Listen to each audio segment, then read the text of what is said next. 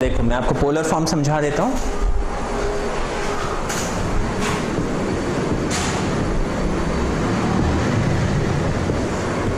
Complex number में ये बहुत इम्पॉर्टेंट टॉपिक है पोलर फॉर्म। इसका यूज़ आप इंजीनियरिंग में करोगे खासकर, है ना। जब आप इंजीनियरिंग करोगे तो आपको एक इंजीनियरिंग मैथ्स जो उसमें सब्जेक्ट है पढ़ना होता है, उसमें ये पोलर फॉर्म के काफ़ी एप्लीकेशंस हैं, ठीक है। और पोलर फॉर्म हम कैसे कन्वर्ट करते हैं, एक एग्जांपल लेके मैं आपको बताता हूँ। ये आपको एक क्वेश्चन दिया हुआ है 1 + i√3, आपको बोला है कन्वर्ट इनटू पोलर फॉर्म, ठीक है। इसको मुझे पोलर फॉर्म में करना है, तो मैं आपको इस एग्जांपल से ही इसके सारे स्टेप्स बताते जाऊंगा और इसमें एंगल कैसे निकालते हैं अभी आपको समझ में आएगा। आप सबसे पहले लिखोगे लेट, इस नंबर को लिखोगे जिसको मुझे पोलर फॉर्म में कन्वर्ट करना है। अच्छा, पोलर फॉर्म बेसिकली होता क्या है? पोलर फॉर्म इज, आप इसको r cos theta plus i r sin theta इस फॉर्म में जब कन्वर्ट कर देते हो तो उसको हम बोलते हैं पोलर फॉर्म। यहाँ पे r इज सम नंबर, ठीक है ना। ये पोलर फॉर्म जो है बेसिकली पोलर कोऑर्डिनेट, जैसे आपने कोऑर्डिनेट सिस्टम पढ़ा होगा, है ना। कोऑर्डिनेट सिस्टम में हमारे पास एक तो होता है कार्टेशियन कोऑर्डिनेट, है ना।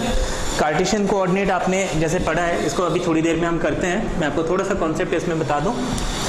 एक है हमारे पास Cartesian coordinate.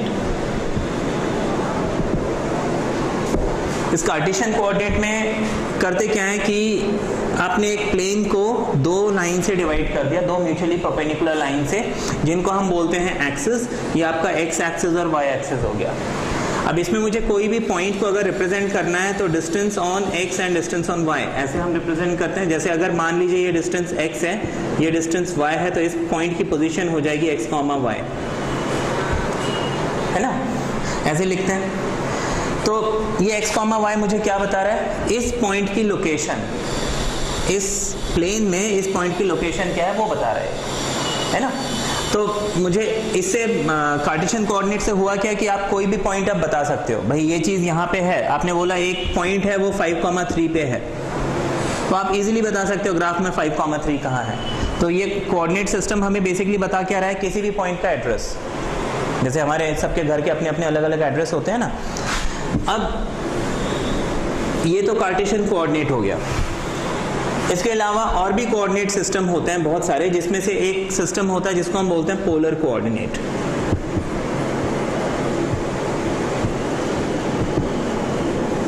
Polar coordinate, polar coordinate का कॉन्सेप्ट क्या होता है कि आपके पास ये एक्स एक्सिस है, ठीक है। इसका कोई एक पॉइंट ले लिया हमने और ये आपका ओरिजिन हो गया। जैसे उसमें आपने एक्स और वाई एक्सिस जहां इंटरसेक्ट करते हैं उसको हमने ओरिजिन बोला, है ना। अब यहाँ पे एक लाइन है जिसको हम बोलते हैं रिवॉल्विंग लाइन। अब मुझे ये पॉइंट की पोजीशन बतानी है, तो ये लाइन रिवॉल्व होके यहाँ पे आया, इस पॉइंट पे मिला। अब अगर ये एक्सिस है, मुझे ये ओरिजिन जो है इसका फिक्स्ड है, यहाँ से अगर मुझे ये एंगल मालूम हो और इस लाइन की लेंथ r मालूम हो तो मैं इस पॉइंट को बता सकता हूँ, है ना।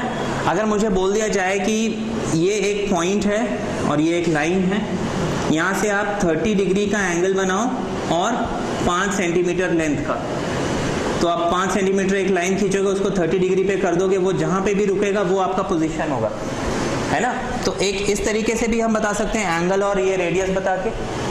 तो जब हम एंगल और रेडियस बताते हैं उस सिस्टम को हम बोलते हैं पोलर कोऑर्डिनेट। अगर इसका रेडियस r है और ये एंगल थीटा है तो हम इस कोऑर्डिनेट को r, थीटा ऐसे लिखते हैं, तो इसको हम बोलते हैं पोलर कोऑर्डिनेट, ठीक है ना। अब पोलर कोऑर्डिनेट और कार्टेशियन कोऑर्डिनेट, इन दोनों में कोई रिलेशन है? बिल्कुल है। ये आपका x एक्सिस और ये y एक्सिस हो गया, है ना। मैंने ये कोई भी एक पॉइंट ले लिया, इसकी पोजीशन x, y है कार्टेशियन कोऑर्डिनेट के हिसाब से। अगर मैंने ओरिजिन से इस पॉइंट को ज्वाइन कर दिया एंड सपोज इसकी लेंथ r है, और ओरिजिन से ये एंगल बना रहा है थीटा, तो इसकी पोलर कोऑर्डिनेट क्या हो जाएगी, r कॉमा थीटा, है ना। मुझे अब इस r थीटा और एक्स वाई के बीच में रिलेशन निकालना है। मैं क्या करूंगा, यहां से एक परपेंडिकुलर लाइन ड्रॉप कर देता हूं। अब मुझे मालूम है ओरिजिन से लेके इस पोजीशन तक का जो डिस्टेंस है दिस मस्ट बी x। यहां से अगर एक लाइन बना दो तो पैरेलल टू x एक्सिस, तो इतना डिस्टेंस होना चाहिए y, और ये डिस्टेंस एग्जैक्टली इक्वल होना चाहिए इस परपेंडिकुलर के, मतलब ये पोजीशन होनी चाहिए y, है ना। और ऊपर वाला भी x होगा, लेकिन अभी हम उसको हटा देते हैं, ये भी हालांकि x होगा, ठीक बोल रहे हो आप, ठीक है। तो ये लाइन हो गई x, ये लाइन हो गई y, है ना, और ये हो गया r। अब देखो मैं इस r को, ये एक राइट एंगल ट्राइंगल है, x और y और r क्या है, हाइपोटेन्यूज, तो r square equals to x square plus y square, या फिर r equals to under root of x square and y square, ऐसे लिख सकता हूँ। अब मैं x को क्या लिख सकता हूँ, देखो x अपॉन r क्या होगा, ये एंगल है तो एंगल के साथ वाला साइड क्या होता है, बेस, और ये हो गया हाइपोटेन्यूज, बेस अपॉन हाइपोटेन्यूज क्या होता है, cos थीटा। तो आप x को क्या लिख सकते हो, r cos थीटा। अच्छा ये y है परपेंडिकुलर, परपेंडिकुलर अपॉन हाइपोटेन्यूज क्या होता है, तो y आप क्या लिख सकते हो, इतना समझना क्या, देयरफॉर x को आप लिख सकते हो r cos थीटा, y को आप लिख सकते हो r sin थीटा। यह आपका कार्टेशियन कोऑर्डिनेट और पोलर कोऑर्डिनेट के बीच में रिलेशन हो गया। इतना क्लियर हो गया? तो दिस आंसर्स योर क्वेश्चन जो आपने पूछा था कि पोलर कोऑर्डिनेट क्या होता है ना, या फिर इधर पे r क्या है। तो r बेसिकली अगर आप एक ट्रायंगल इमेजिन करो जिसके साइड्स x और y हैं, तो r उसका हाइपोटेन्यूज होगा। अब मैं इसको ऐसे ले लेता हूं कि मान लीजिए कॉम्प्लेक्स नंबर है z equals to x plus i y, तो x आपका रियल पार्ट हो गया, y आपका इमेजिनरी पार्ट हो गया, तो r क्या हो जाएगा, x square plus y square under root में, यानी कि इस कॉम्प्लेक्स नंबर का क्या है ये मॉड्यूलस, मॉड्यूलस यही होता है ना, मॉड z हो गया ना, ठीक है। तो पोलर फॉर्म में मैं क्या कर रहा हूँ, एक तो मॉड्यूलस ले रहा हूँ कॉम्प्लेक्स नंबर का, और x और y जो रियल पार्ट और इमेजिनरी पार्ट है उसको मैंने r cos theta r sin theta ऐसे रिप्रेजेंट कर दिया पोलर फॉर्म, ठीक है ना। हाँ, r को हम यहाँ पे मॉड्यूलस ऑफ कॉम्प्लेक्स नंबर बोल सकते हैं। ये क्लियर हो गया? तो पोलर फॉर्म में हमें ये करना होता है कि हम बेसिकली क्या कर रहे हैं, एक सिस्टम से दूसरे सिस्टम में कन्वर्ट कर रहे हैं। अब हम देखते हैं कि इस नंबर को हम पोलर फॉर्म में कन्वर्ट कैसे करेंगे। ये लिखना चाहते हो, जरूरत है नहीं, है ना, ये तो बस समझने के लिए था। अब देखो इसका सॉल्यूशन, आप सबसे पहले लिखोगे लेट, इस कॉम्प्लेक्स नंबर को हम लिख लेते हैं, इसको हम लिखेंगे r cos theta plus i sin theta, जिसको आप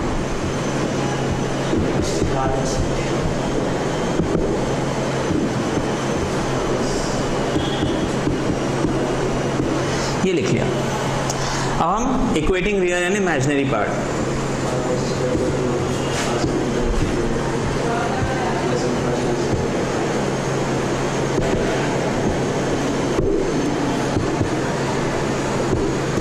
equating real and imaginary part, ये रियल नंबर है, ये रियल नंबर है, that means r cos theta must be equal to 1 and r i के साथ √3, i के साथ r sin थीटा, तो r sin theta must B √3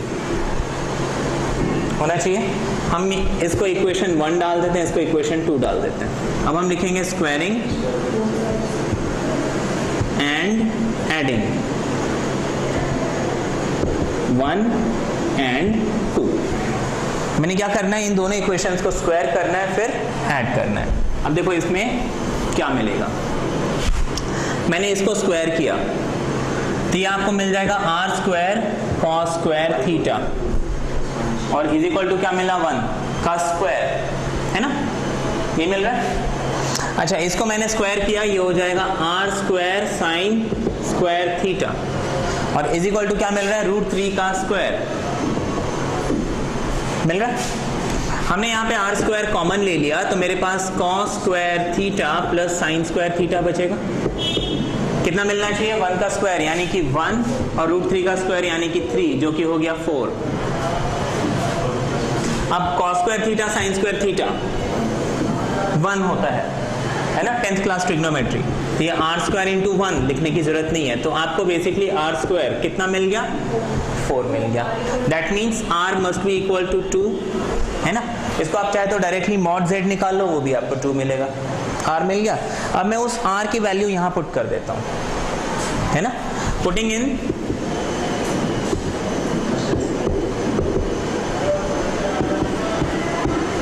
equation 1 and 2, तो आपको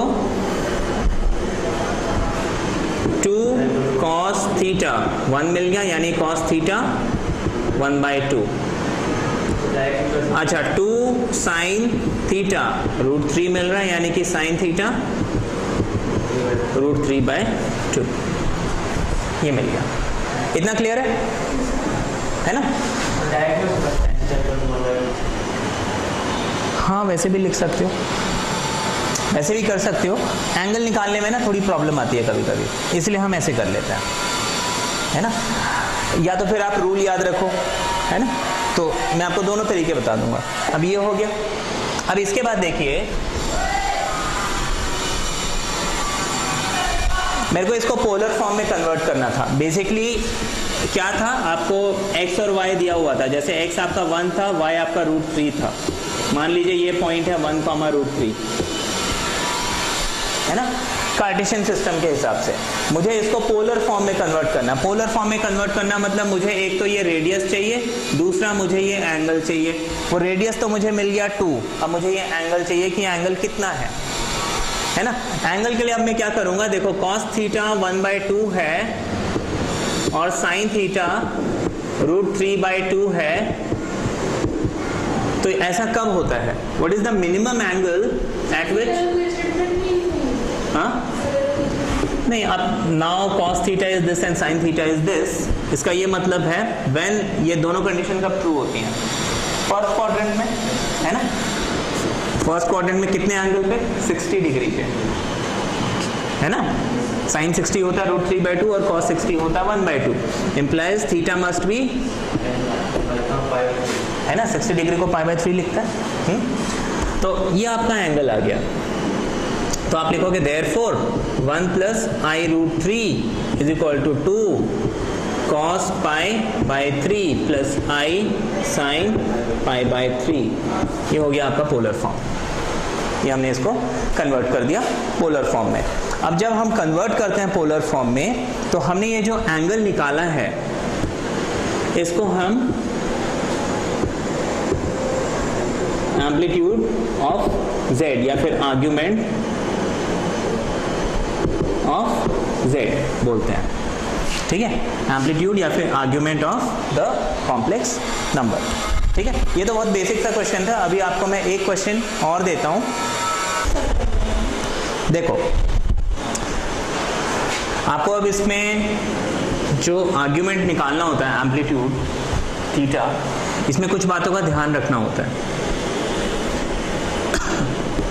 फर्स्ट क्वाड्रेंट में अगर वैल्यू आती है तो आप theta is equal to alpha करेंगे, जहां पे अल्फा क्या है?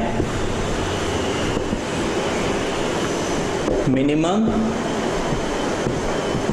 पॉजिटिव एंगल, ठीक है, minimum positive angle.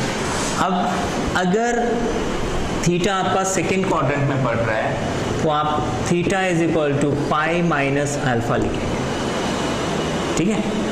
Third quadrant में पड़ रहा है तो आप इसको लिखेंगे अल्फा माइनस पाई, ठीक है।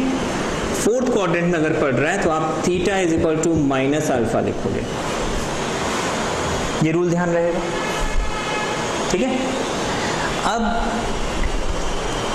क्योंकि देखो जो प्रीवियस क्वेश्चन हमने किया था पोलर फॉर्म का, वो तो बहुत बेसिक सा क्वेश्चन था। अगर आपको प्लस या माइनस मिलता है, हम एक एग्जांपल लेते हैं। आपको एक क्वेश्चन दिया हुआ है -2 प्लस, इसको पोलर फॉर्म में कन्वर्ट करना है, ठीक है। अब देखो यहाँ पे एक माइनस और एक प्लस साइन आ गया यहाँ पे। अच्छा, ये आपका जो नंबर है हमेशा x प्लस आई वाई इस फॉर्म में होता है, मतलब x ये है, y आपका ये है, ये आपको ध्यान रखना है। तो हम क्या करेंगे, इसको सिंपली सॉल्व करेंगे। r सबसे पहले तो let -2 plus i 2√3 equals to r cos theta plus i r sin theta. फिर आप लिखोगे r cos theta equals to -2 r sin theta equals to क्या आ जाएगा 2√3, स्क्वायरिंग एंड एडिंग,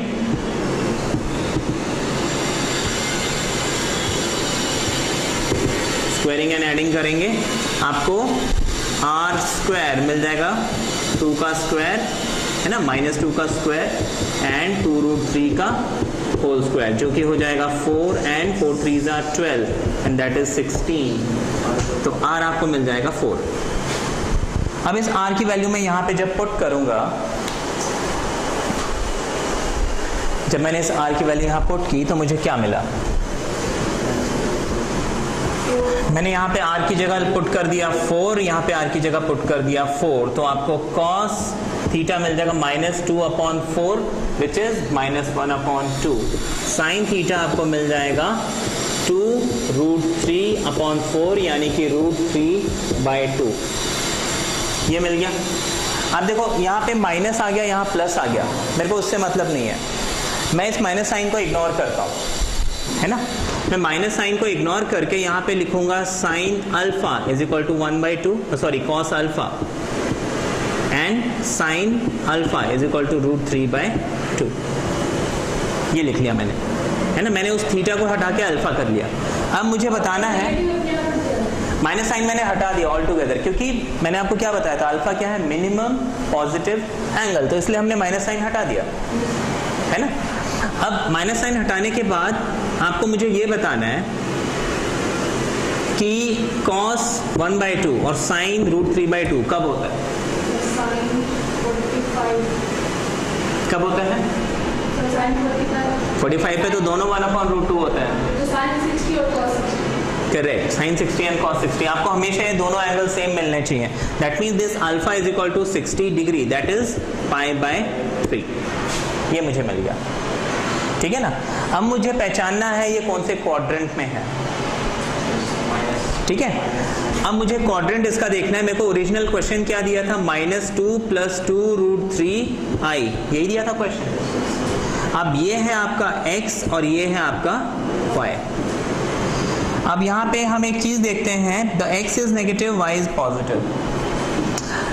आपने ये 4 क्वाड्रेंट्स पढ़े हुए हैं। अब आपको मालूम है फर्स्ट क्वाड्रेंट में x और y दोनों पॉजिटिव होते हैं, सेकेंड क्वाड्रेंट में x is negative, y is positive, third quadrant में दोनों नेगेटिव होते हैं, x भी और y भी, फोर्थ क्वाड्रेंट में x पॉजिटिव, y नेगेटिव। अब आप मुझे बताइए x नेगेटिव, y पॉजिटिव कौन सा क्वाड्रेंट है, सेकेंड क्वाड्रेंट। तो सेकेंड क्वाड्रेंट मुझे मिल गया। अब मैंने आपको अभी थोड़ी देर पहले एक रूल बताया था, अगर फर्स्ट क्वाड्रेंट है तो थीटा अल्फा है, सेकेंड क्वाड्रेंट है तो थीटा क्या है, पाई माइनस अल्फा, थर्ड है तो alpha minus pi and minus alpha. तो सेकेंड क्वाड्रेंट का रूल क्या कहता है, pi minus alpha. That means ये जो थीटा है मुझे कितना मिलना चाहिए, therefore theta is equal to pi minus π/3 and that should be 2π/3। ये मिल गया। देयरफॉर जो आपका -2 + 2√3i है, इसको आप लिखोगे r कितना मिला था मुझे, 4 cos 2π/3 प्लस i sin 2π/3। ये आपका फाइनल आंसर होगा, ठीक है। समझ में ये 2π/3 हमने कैसे लाए हैं।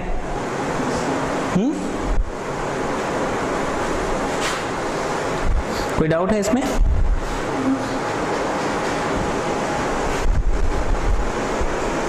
अब देखो इसको पोलर फॉर्म में कन्वर्ट करना है। ये क्वेश्चन दिया हुआ है, हम यहाँ पे क्या करेंगे, दोबारा वही let minus root 3 minus i equals to r cos theta plus i r sine theta, है ना। अब इसको मैं जल्दी जल्दी करता हूँ स्टेप वाइज करने के बजाय, है ना, क्योंकि स्टेप्स तो आप लोग समझ गए हो, सिर्फ कॉन्सेप्ट आप समझना है कब क्या होगा।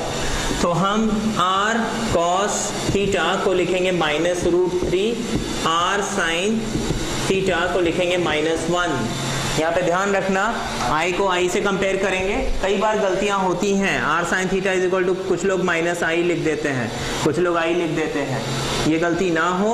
आप आई और आई कंपेयर करोगे, आई को रिमूव करो, क्या बचा इधर आई के साथ, -1 बचा और वहां पे आर साइन थीटा, तो आपको -1 लिखना है, ठीक है ना। इस बात का ध्यान रखना, आई इधर पे कभी भी नहीं आएगा, ठीक है।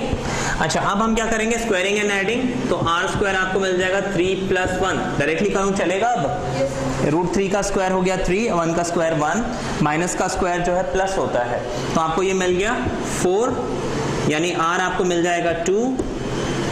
तो आप लिख लोगे कॉस थीटा, यहाँ पे अगर मैं 2 डालता हूँ, यहाँ पे अगर मैं 2 डालता हूँ तो कॉस थीटा है -√3/2 और आपका साइन थीटा हो जाएगा -1/2। ठीक, अब मुझे क्या करना है,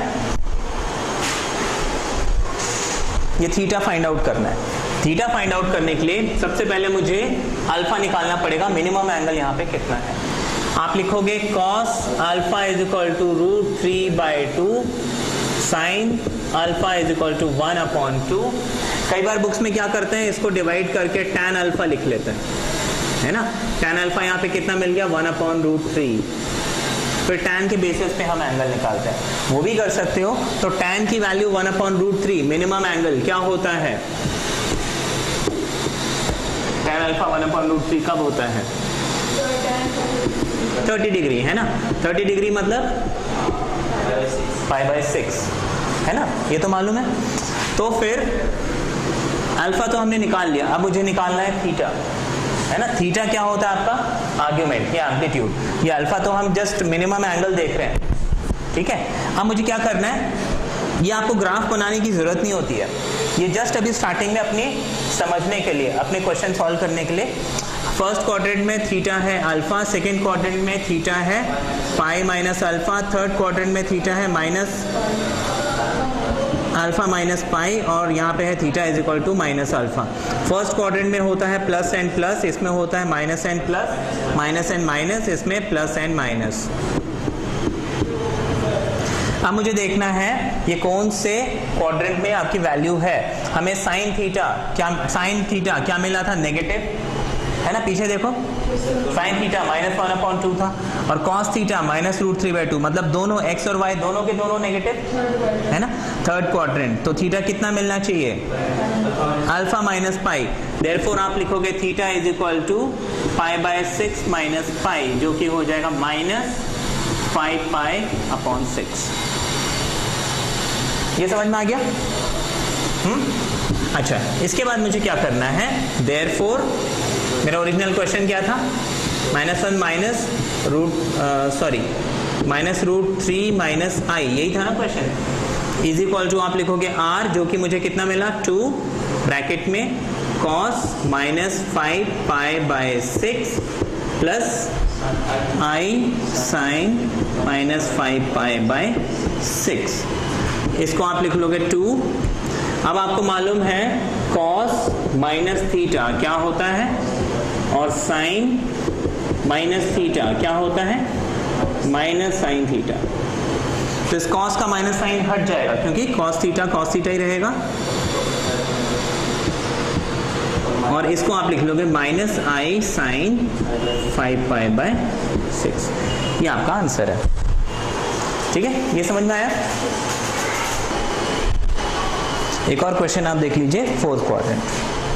आपको बोला है convert into polar form 1 - i। क्या करेंगे हम इसे, लेट r cos थीटा, ये हमने लिख लिया। Comparing coefficient, r cos theta हमें कितना मिल जाएगा 1, और r sin थीटा हमें कितना मिल जाएगा, वेरी गुड, -1 मिलेगा। -i तो नहीं मिलेगा ना, हाँ ये गलती मत करना। अब स्क्वायरिंग एंड एडिंग जब करेंगे हमें आर स्क्वायर मिल जाएगा 1 स्क्वायर प्लस 1 स्क्वायर यानी कि 2, यानी मुझे आर मिल जाएगा 2 अंडर रूट। डायरेक्टली करूँ, समझ में आ रहा है? अच्छा, r मुझे 2 मिल गया, दैट मीन्स मैं यहाँ पे r की जगह √2 पुट कर दूंगा, यहाँ पे r की जगह √2 पुट कर दूंगा, तो मुझे cos थीटा मिल जाएगा -1/√2 और sin थीटा मिल जाएगा -1/√2। ठीक है, अब हम क्या करेंगे, tan अल्फा निकालेंगे डायरेक्टली। tan अल्फा हम क्या करेंगे, इन दोनों को डिवाइड कर देंगे, लेकिन माइनस साइन हटा के, तो मुझे tan अल्फा मिल गया 1। इसका मतलब अल्फा कितना हो गया, π/4। अब मुझे थीटा निकालना है। थीटा के लिए मुझे देखना पड़ेगा क्वाड्रेंट कौन सा है, ये प्लस प्लस है, ये माइनस प्लस है, ये माइनस माइनस है, ये प्लस माइनस है। अब मुझे जो क्वेश्चन दिया हुआ है ये कौन से फॉर्म में है, plus plus minus plus minus minus plus minus, fourth quadrant में पढ़ रहा है। Very good. फोर्थ क्वाड्रेंट में थीटा क्या होता है, माइनस अल्फा। तो आप यहाँ पे लिखोगे therefore theta is equal to -π/4। तो इसको पोलर फॉर्म में हम कैसे लिख सकते हैं, √2 cos of -π/4 and i sin -π/4। ठीक है, तो आप इसको फर्दर लिख सकते हो √2 cos ऑफ π/4, क्योंकि cos minus theta cos theta होता है और sin माइनस थीटा होता है माइनस sin थीटा, तो आप इसको लिख लोगे i sin π/4। This is my final answer. ठीक है, क्लियर है ये पोलर फॉर्म में कैसे कन्वर्ट करेंगे। आप और दूसरी चीज, ये जो अल्फा है इसके लिए आप डायरेक्टली फॉर्मूला भी बना सकते हैं। जैसे मैंने आपको बताया कि अल्फा हम कैसे निकालते हैं, माइनस साइन को इग्नोर कर देते हैं। आप alpha is equal to tan alpha is equal to y/x ऐसे लिख सकते हो मॉड्यूलस में। मतलब मुझे मिनिमम पॉजिटिव एंगल निकालना है, उसके बाद देखना कौन से क्वाड्रेंट में पड़ रहा है। ठीक है ना, अब डायरेक्टली जैसे मैंने cos थीटा sin थीटा निकाला, उसके बाद सीधे सीधे अल्फा को देखा, फिर मैंने देखा x y कहाँ पे है, फिर आपका थीटा आ गया। इजी है, बनेगा।